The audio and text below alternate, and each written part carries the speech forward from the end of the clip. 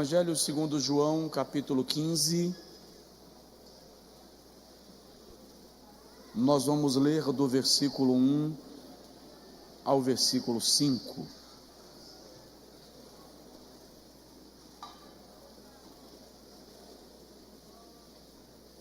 Eu sou a videira verdadeira, e meu pai é o viticultor ou agricultor. Toda vara em mim que não dá fruto, ele a corta. E toda vara que dá fruto, ele a limpa, para que dê mais fruto. Vós já estáis limpos pela palavra que vos tenho falado. Permanecei em mim, e eu permanecerei em vós. Como a vara de si mesma não pode dar fruto, se não permanecer na videira, assim também vós, se não permanecerdes em mim. Eu sou a videira, vós sois as varas. Quem permanece em mim e eu nele, esse dá muito fruto, porque sem mim nada podeis fazer. Agora vem comigo lá para o finalzinho do Novo Testamento, primeira epístola de João. Primeira epístola de João, já bem pertinho do Apocalipse. Capítulo de número 5.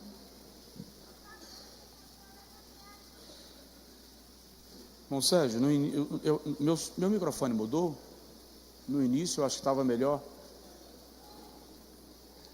Primeira epístola de João, capítulo 5, versículo 12 e versículo 13.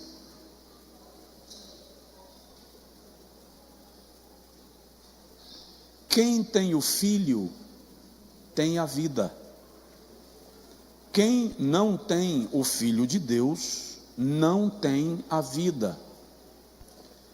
Estas coisas vos escrevo a vós que credes no nome do Filho de Deus, para que saibais que tendes a vida eterna. Diga amém.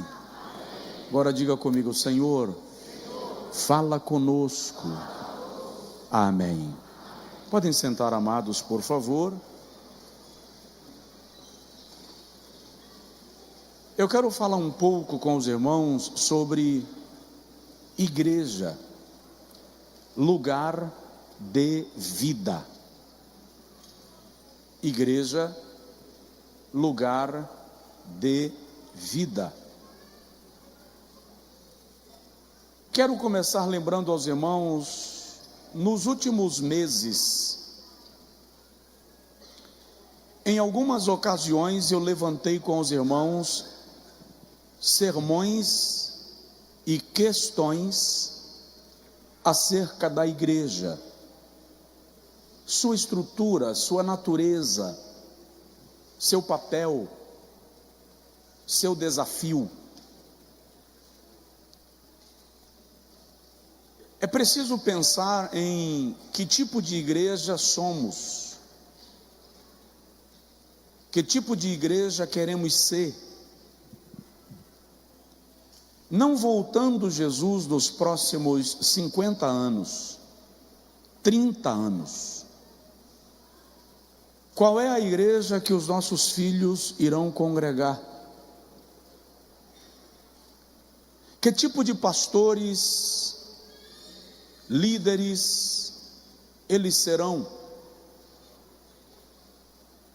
Como eles lidarão com a vida cristã?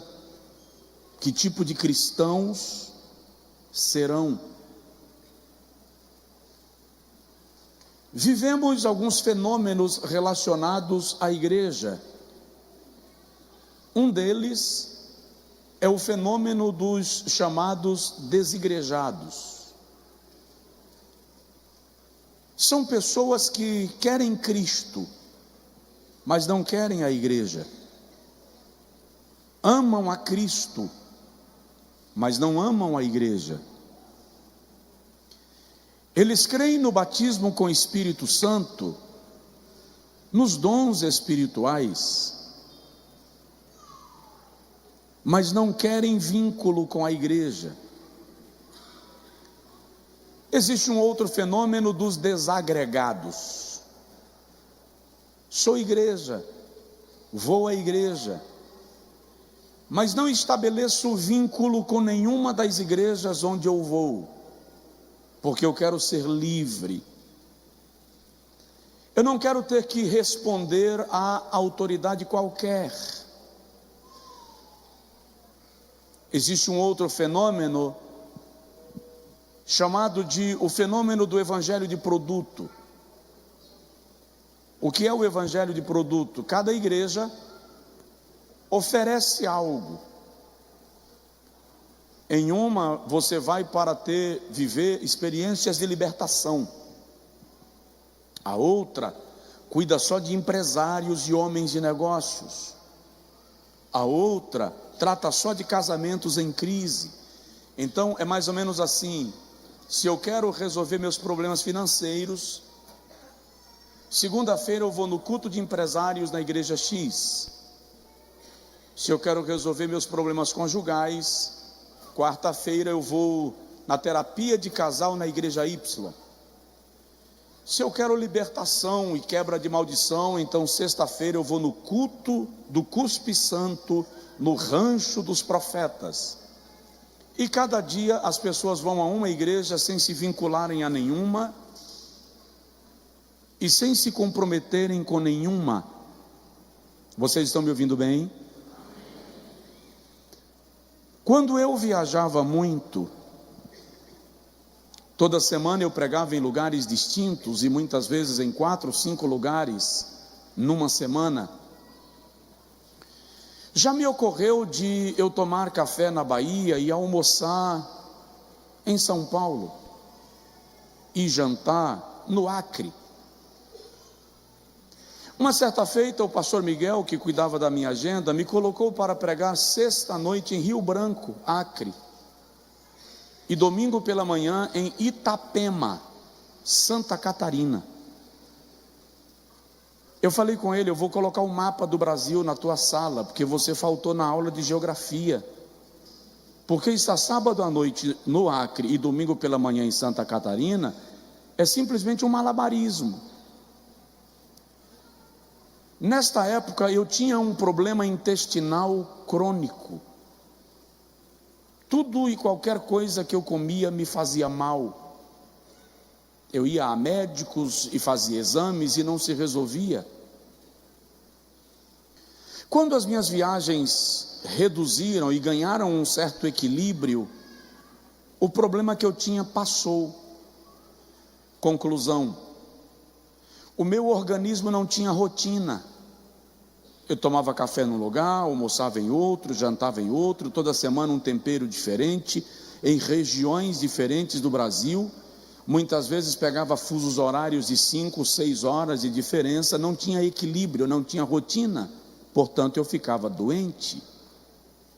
Quando você não define a mesa onde você vai comer, e você come de toda a mesa, de qualquer mesa, em vez de te alimentar, isso te adoece.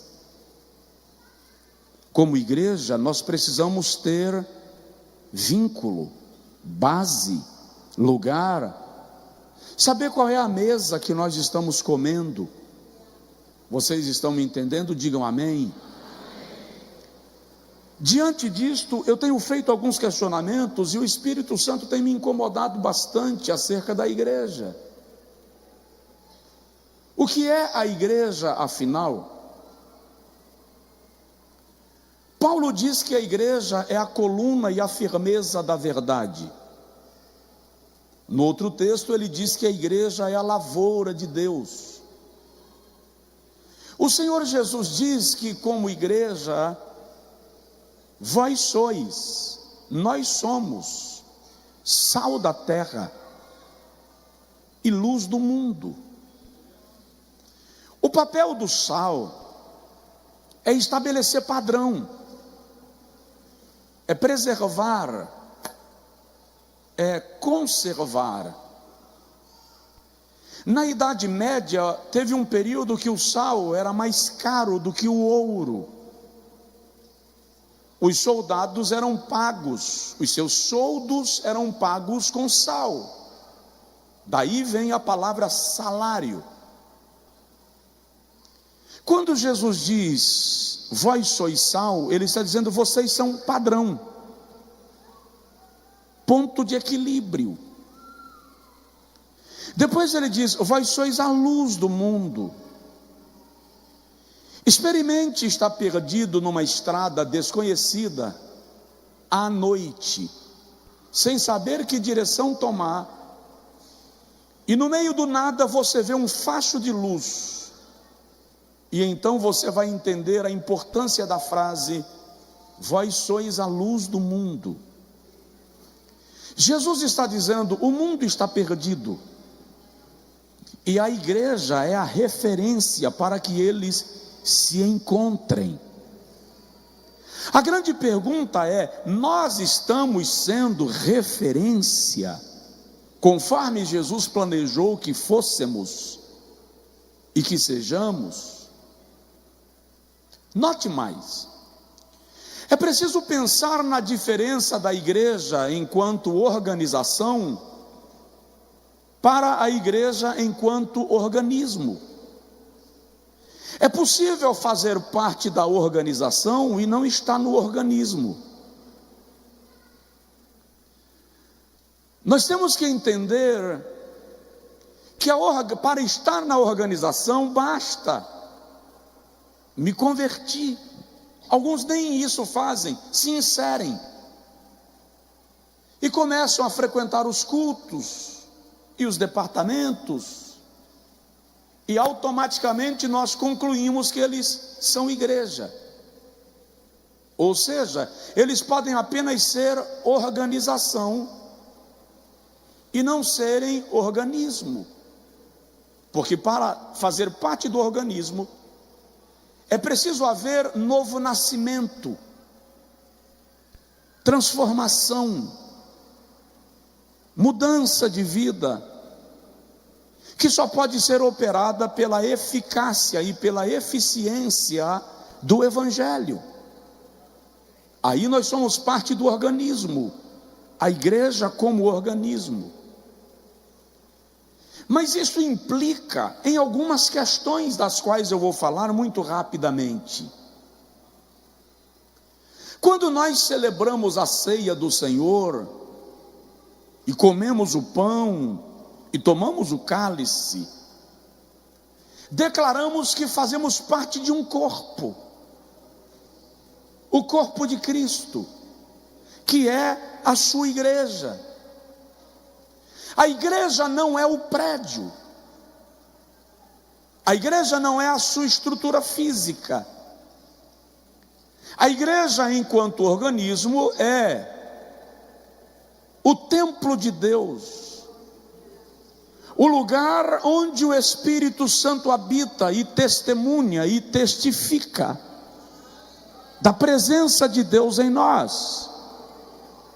Então a igreja não é o prédio, a igreja é o templo espiritual no qual Jesus habita. A igreja é o corpo de Cristo, ela é a noiva do Cordeiro.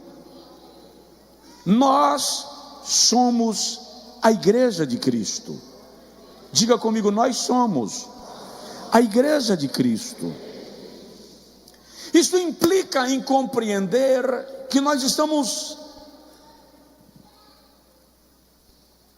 arraigados na mesma fonte, entranhados no mesmo caule. Por isso Jesus diz, eu sou a videira e vós sois os ramos. Os ramos são diferentes, estão em posição diferentes ou em posições diferentes, mas estão ligados ao mesmo caule. A fonte de vida é a mesma. Todos os ramos de uma árvore recebem a seiva do mesmo caule, da mesma fonte, do mesmo lugar. O corpo é nutrido pelo mesmo sistema de organismo. O sangue que corre pelo coração, que é bombeado pelo coração e que vitaliza o cérebro, é o mesmo sangue que vai aos dedos, que vão aos pés. O corpo é um só. Diga comigo, o corpo é um só. O apóstolo Paulo, escrevendo aos Romanos, no capítulo de número 12, versículo de número 5, diz que, ainda que sejamos muitos membros, somos um só corpo em Cristo Jesus. Na igreja não somos reconhecidos, enquanto igreja, por títulos, posição social e status econômico. Nós somos família, nós somos irmãos, comprados pelo mesmo sangue, nutridos pela mesma fonte de vida, habitação do mesmo Espírito, o Espírito Santo de Deus. Porém, para que a igreja seja vida, é preciso compreender o que João estabelece como parâmetro na sua primeira epístola. Ele diz: quem tem o Filho tem a vida. Quem tem o Filho tem a vida eterna. Quem tem o Filho de Deus está ligado a Cristo, recebe vida. Quem não tem o Filho não tem a vida. Não é possível ser corpo de Cristo sem ser igreja. Desculpa. Se você sair em Feira de Santana qualquer noite dessas e se deparar na Getúlio Vargas uma perna andando sozinha, o que você faz? Dá boa tarde? Você gosta de praticar Cooper, andar de bicicleta na noite, tarde da noite as pessoas pedalam bicicleta. Que tal você pedalando bicicleta 11 horas da noite, meia-noite, lá no extremo da noite, e você se depara com uma mão andando sozinha? Por que isso? Porque membros do corpo não andam separados do corpo. Se aparecer um membro do corpo sem estar ligado ao corpo, é assombração. Você não pode ser membro do corpo de Cristo e ignorar a igreja, porque a igreja é o corpo.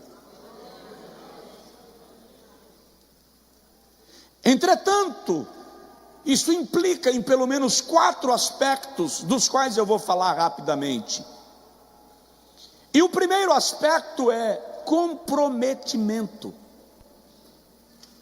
Os membros do corpo são comprometidos com o corpo. As minhas mãos são comprometidas com os meus pés. Todo o corpo funciona em função, com o perdão da redundância, de fazer com que cada membro seja nutrido. Todos os membros do corpo precisam receber oxigênio, sangue, vida, para que não entrem em estado de putrefação, porque aquele membro do corpo que não receber nutrientes, oxigênio, sangue, entra em estado de morte.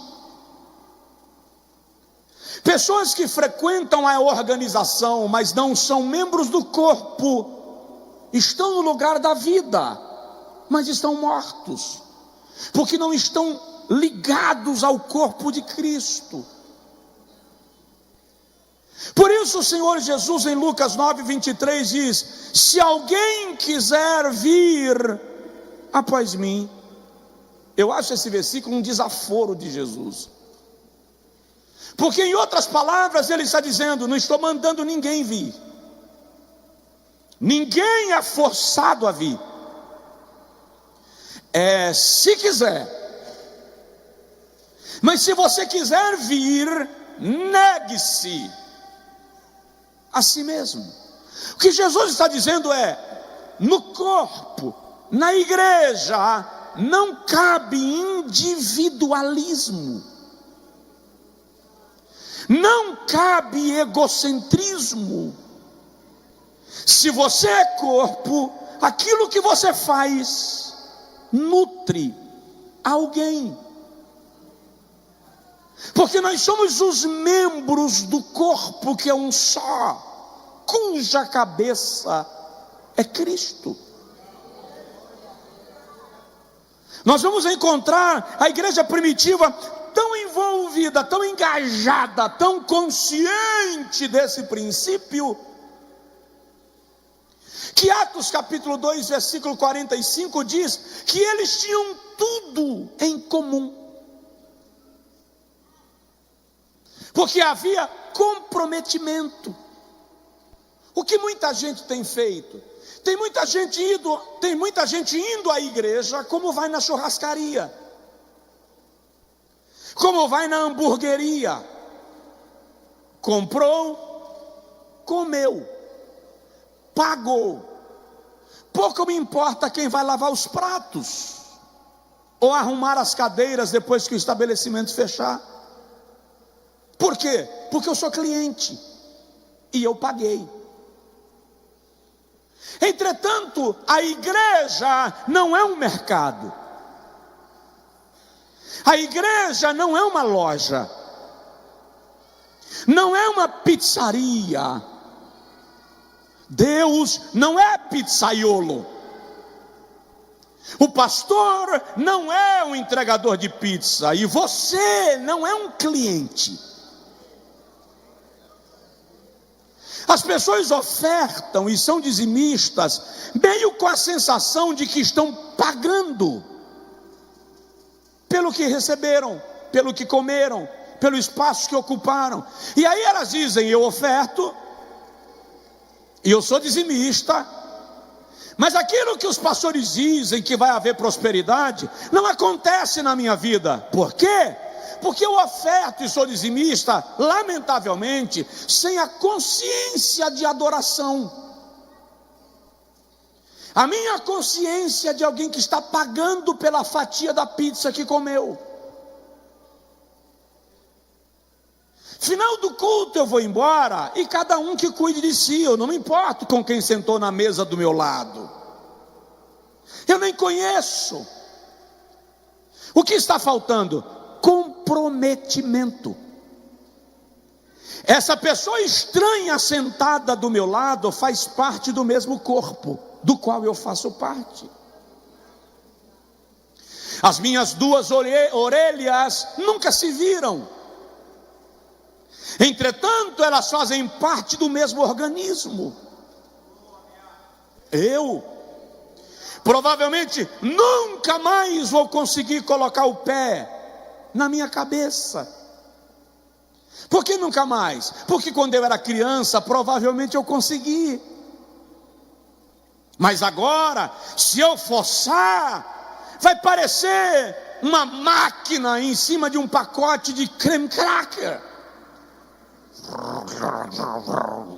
Vai estalar tudo. Entretanto, apesar de o meu pé não alcançar a minha cabeça, faz parte do mesmo corpo. Diga para o seu vizinho, por favor: eu e você somos um em Cristo. Eu e você somos um em Cristo. Isso é ser corpo. A pessoa que está do meu lado não pode ser um estranho na casa. Ainda que nós não nos conheçamos, nós nos identificamos porque somos ligados ao mesmo corpo. A minha pergunta é: como anda o teu comprometimento com a igreja? Você já entendeu que você não é cliente, que você é membro do corpo? Então, para que a igreja seja lugar de vida, os membros do corpo precisam estar comprometidos com o funcionamento do corpo. Se comprometa. Pare de ser frequentador de igreja como cliente de hamburgueria. Se comprometa com o corpo, se comprometa com a causa, se comprometa com o evangelho, se comprometa com Jesus, se comprometa com o reino, se comprometa com a família da qual você decidiu pertencer.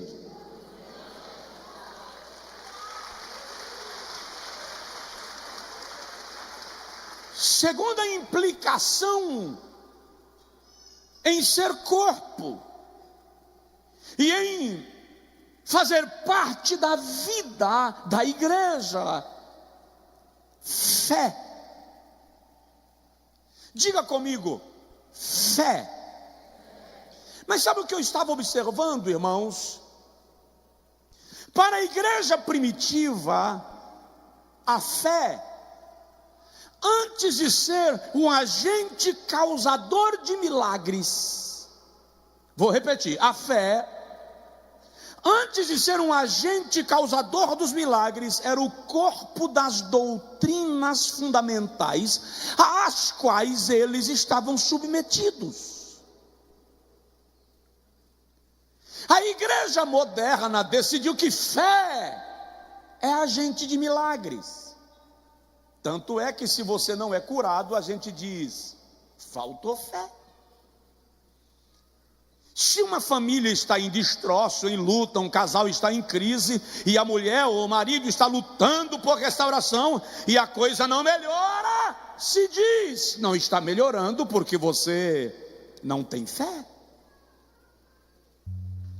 Aprendemos a jogar sobre as pessoas o jugo do fracasso por não terem alcançado o que pretendia, atribuindo a elas incredulidade.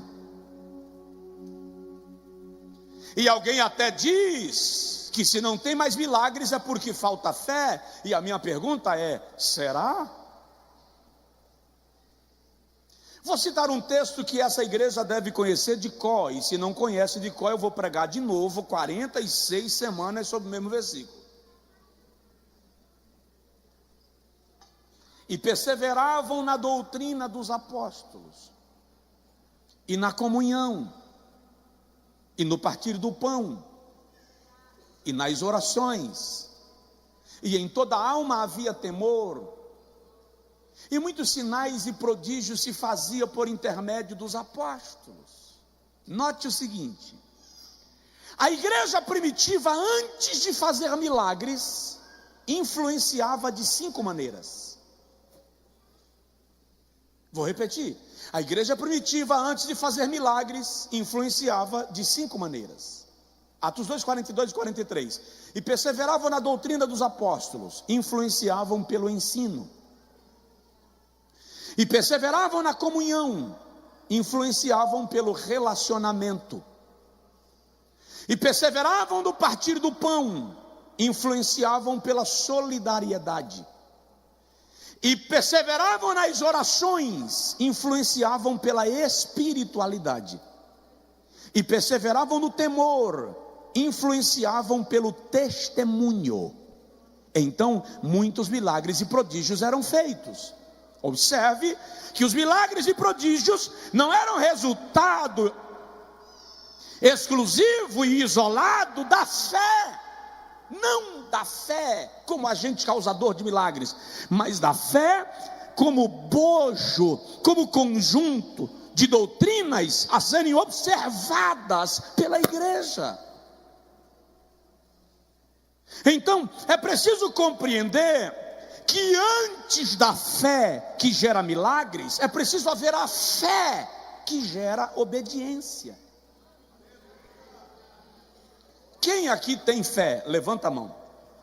A fé que gera milagres. Levanta a mão. Ok.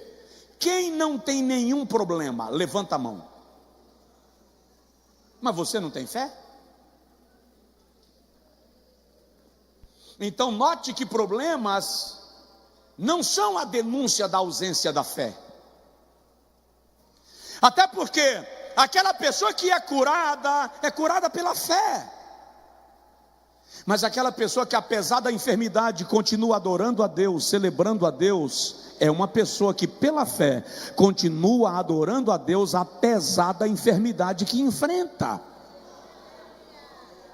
Aquela pessoa que conseguiu vitória na sua família, resgatou o seu lar, ganhou seu filho para Cristo, é uma pessoa de fé. Mas aquela que, apesar do problema conjugal, apesar da crise em casa, apesar do filho da dificuldade, continua adorando a Deus e cantando, e ela chega aqui na igreja na hora do culto e canta: te louvarei, não importam as circunstâncias. Isso também é fé. Provoca seu vizinho e diz para ele: adorar na luta também é fé.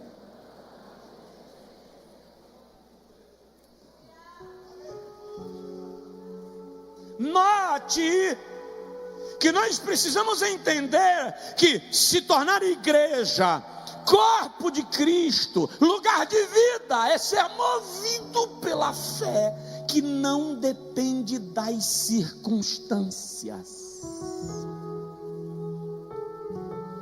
Agora diga comigo assim: Senhor, diga: Senhor, eu creio. Se o Senhor fizer o que eu estou pedindo, eu creio.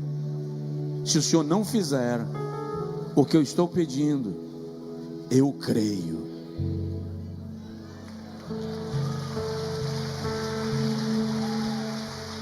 Por isso que o compositor diz assim: se Deus fizer, Ele é Deus. Se não fizer, Ele é Deus. Se a porta abrir, mas se fechar, se a doença vier, Ele é Deus. Se curado for,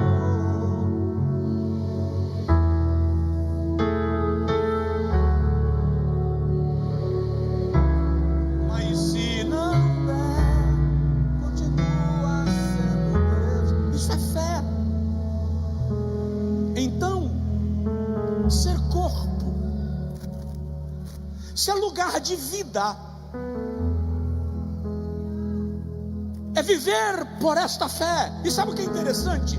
Quando o escritor da epístola aos Hebreus, no capítulo 10, versículo 23, 24 e 25, diz que nós não devemos abandonar a nossa congregação, como é o costume de alguns.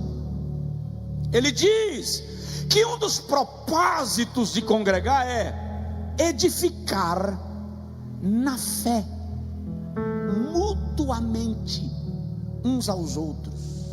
Ei, olha para mim, a tua fé me edifica, a tua fé me toca, porque nós somos nutridos como corpo.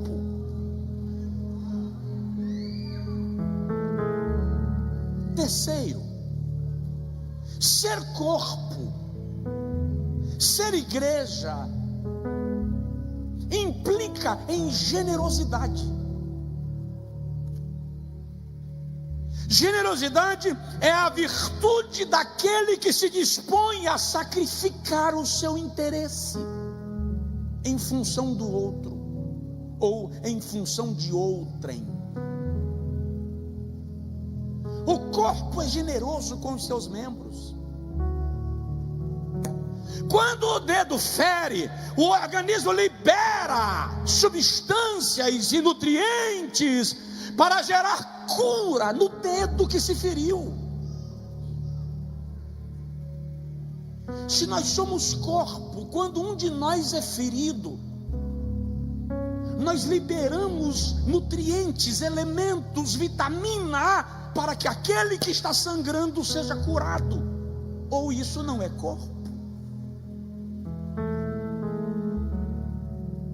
A Bíblia Sagrada trata da questão da generosidade de maneira tão plena, que o próprio Deus se manifesta com generosidade. Deus amou o mundo de tal maneira que deu. Deu o quê? Deu quem? Seu único filho, seu unigênito, único gerado. Isto é generosidade. No Antigo Testamento, generosidade era um princípio que foi inserido na lei como mandamento cerimonial. E é interessante que a generosidade não está no decálogo da lei moral, está na lei cerimonial, porque generosidade é culto. Generosidade é forma de manifestar Deus, é o testemunho da vida de Cristo produzida em nós e transbordando para outros.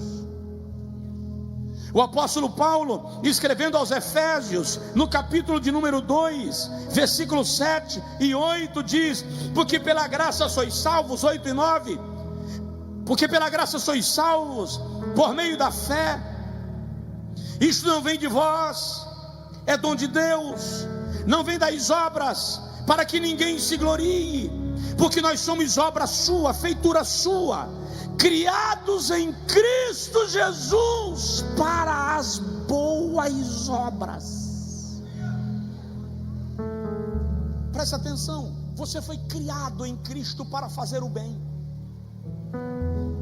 Diz aí para o seu vizinho: você foi criado em Cristo para fazer o bem.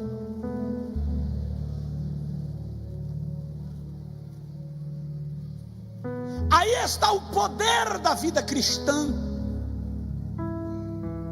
Aí eu vim para a Santa Ceia, eu queria um culto de movimento, um culto de mover. Deus está movendo.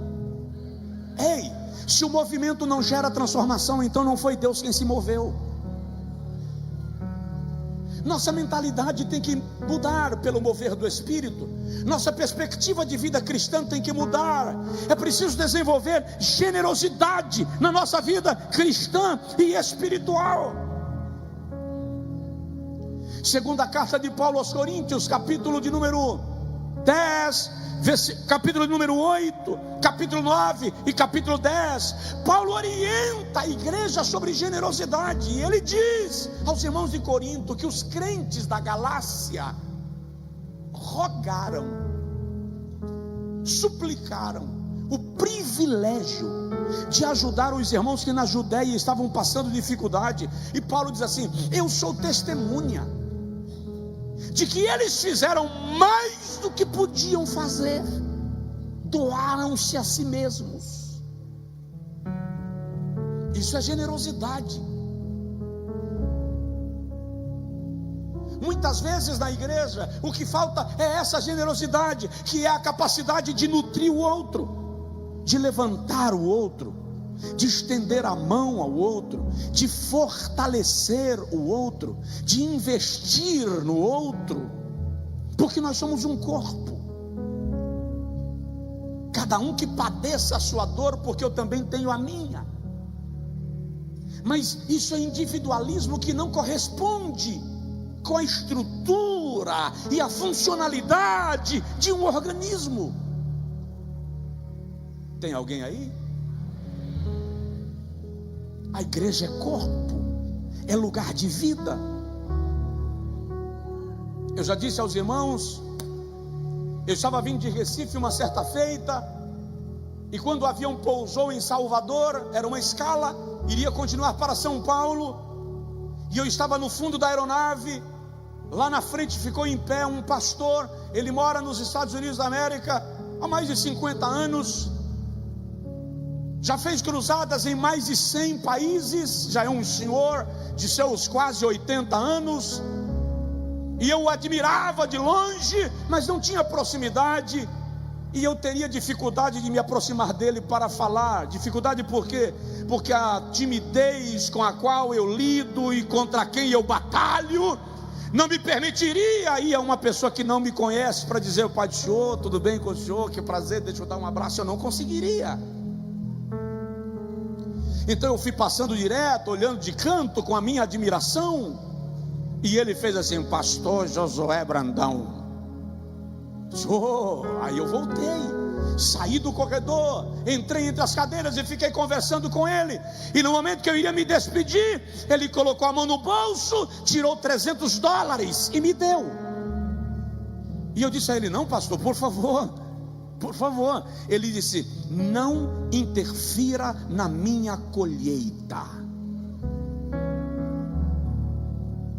Então ele disse: Josué, quando você decide honrar, você não dá porque o outro precisa, você dá porque o reconhece. Quanta generosidade falta em nós!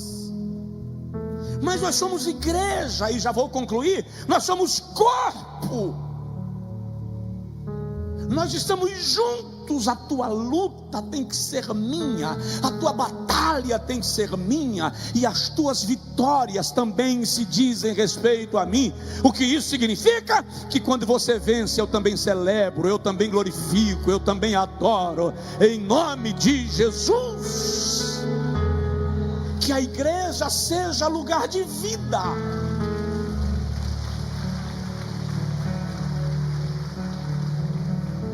O que caracteriza uma igreja que é corpo, que é lugar de vida, eu concluo, é uma igreja dependente do Espírito Santo. É um culto de celebração da ceia do Senhor. Eu entendo que esse é um culto de chamamento à responsabilidade e à aliança. O Espírito Santo é o nosso guia e consolador. Muitos de nós lida com o Espírito Santo como se ele fosse uma nuvem, uma luz, uma energia boa.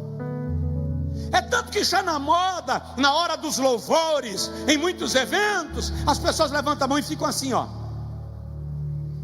chamando energia positiva, dizendo que é o Espírito Santo. Para com isso, o Espírito Santo não precisa disso aqui para se manifestar. Ele está dentro de você. Ele está dentro de você. Dê liberdade a Ele para que Ele se manifeste na sua vida. Isso aqui, querido, é um gesto das seitas orientais, invocando ondas positivas para mudar o ambiente. A igreja cheia do Espírito Santo, a igreja dependente do Espírito Santo, é a igreja que invoca o Espírito de joelho, que celebra de pé quando adora e que obedece a sua voz quando vai viver o Evangelho.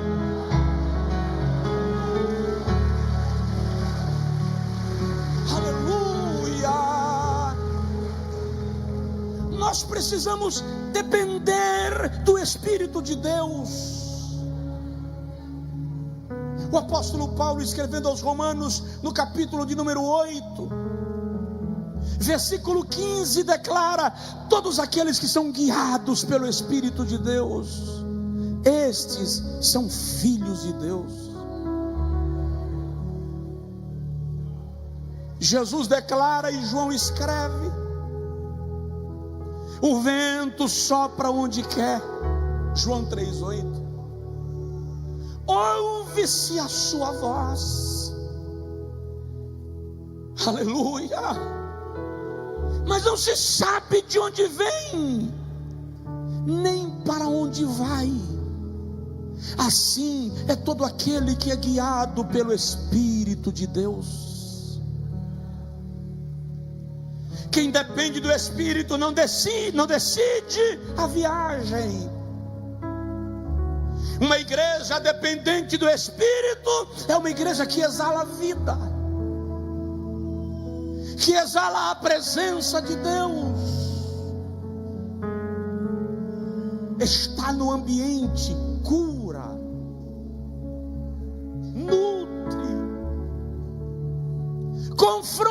cansa, mas fortalece. Paulo escrevendo a Timóteo, na primeira carta, capítulo 2, capítulo 1, versículo 14, diz: guarda o bom depósito pelo Espírito de Deus que habita em vós. Diga comigo: Ele habita em mim.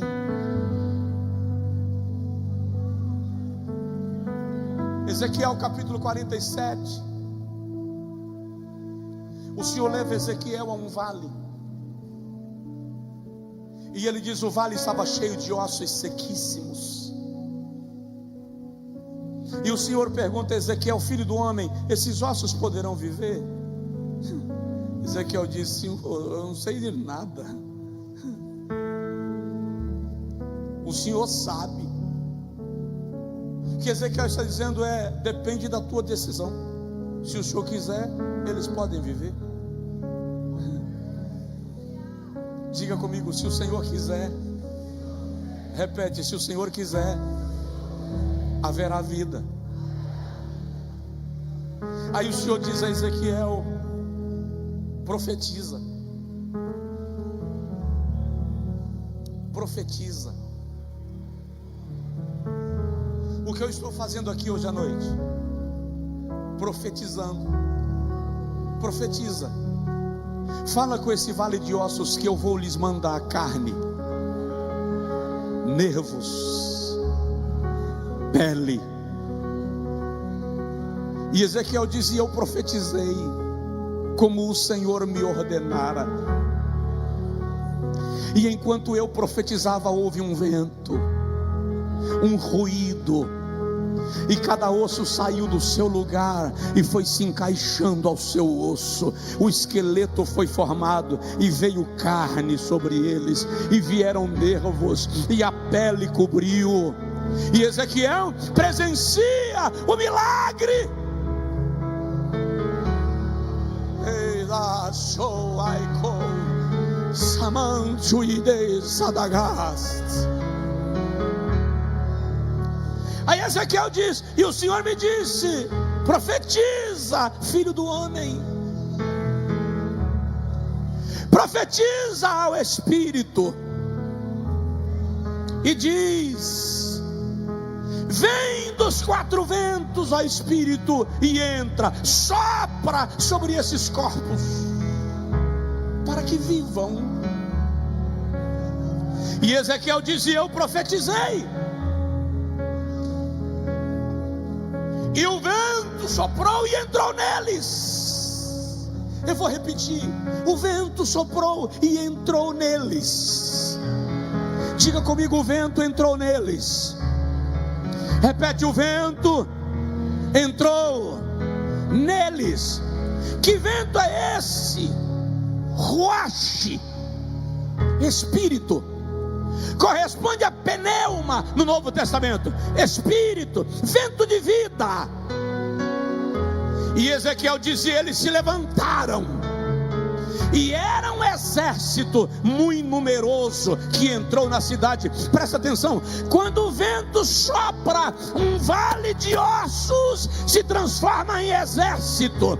Quando o vento sopra, a morte vira vida. Quando o vento sopra, o milagre acontece. Quando o vento sopra, o caos se organiza. Quando o vento sopra, a dispersão se transforma em agregação. Quando o vento sopra, Satanás é repreendido. Quando o vento sopra, o lixo é retirado. O vento do Espírito quer soprar na sua vida, soprar na sua casa, soprar sobre a igreja de Deus.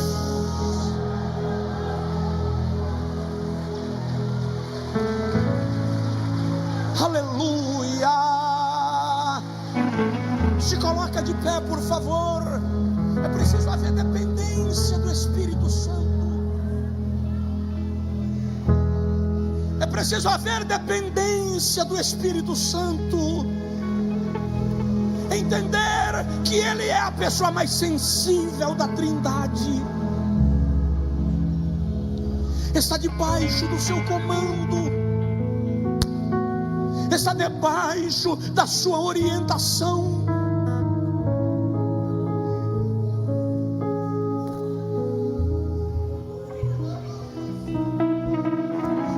para o Espírito soprar sobre a sua igreja. Clame para que o Espírito Santo sopre na tua casa. Clama agora, não espera para depois não. Para que Ele sopre na tua casa, na tua família, na tua empresa, no teu negócio.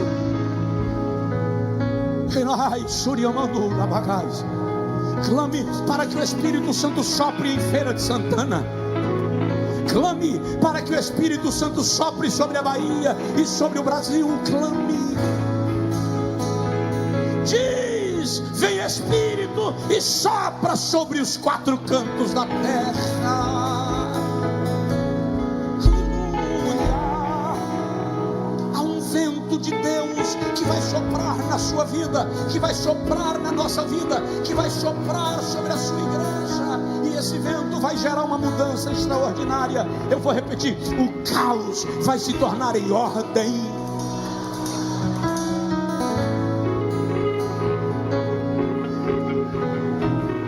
Suas mãos se desejar, ajoelhe se preferir, grite se achar melhor, mas esse é o momento que você tem, você precisa, não é uma opção, você precisa que o vento sopre na sua vida e na sua casa. Aponte para o seu bairro e peça ao Senhor para o vento soprar sobre o seu bairro, para o vento soprar sobre a rua que você mora. Igreja, se a igreja não influencia, então ela se torna insípida. Esse é o tempo de o vento soprar. Aleluia.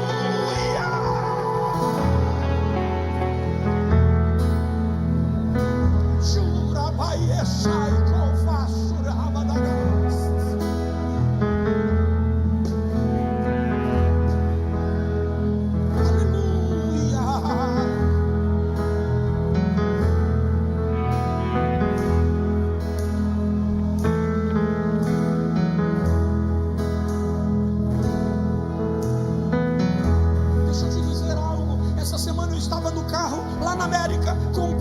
Amigo, e eu estava dizendo para ele, eu acho interessante, por que eu ainda não vim embora para os Estados Unidos? Eu gosto tanto daqui, e eu posso simplesmente arrumar a mala e vir embora. Aí eu disse a ele, nós tínhamos uma igreja na Suíça, registrada, legalizada. Ela poderia enviar missionário para residir lá legalmente. E eu disse a ele, eu passei a igreja, não recebi nenhum palito de dente, por isso entreguei como estava, sem pedir nada de volta. E eu disse a ele, eu poderia ter dito, eu vou pastorear a igreja na Suíça, e eu estaria hoje morando na Suíça. E eu disse assim, eu estou morando em Feira de Santana, gente. Aí eu falei com o pastor, eu não sei o que passa na minha cabeça. Na hora, uma voz ecoou aqui e disse assim, a Bahia é a primogênita do Brasil. O sentimento que eu tive foi, Deus quer fazer algo no nosso estado que Ele não fez ainda. Deus quer fazer algo no nosso estado que Ele não fez ainda. Deus quer fazer desse estado um facho de luz para esse país. Me desculpem, não se ofenda os moradores dos outros estados. Eu estou falando agora de algo que Deus estabeleceu acerca desse estado. Igreja, não deixe a Bahia cair no cativeiro. Não deixe a Bahia cair na escravidão. Não deixe a Bahia cair na nuvem da ignorância. Não deixe a Bahia cair na nuvem do demonismo. É tempo de a igreja baiana se levantar. É tempo de a igreja baiana se erguer. É tempo de declarar que nós somos a primícia do Brasil.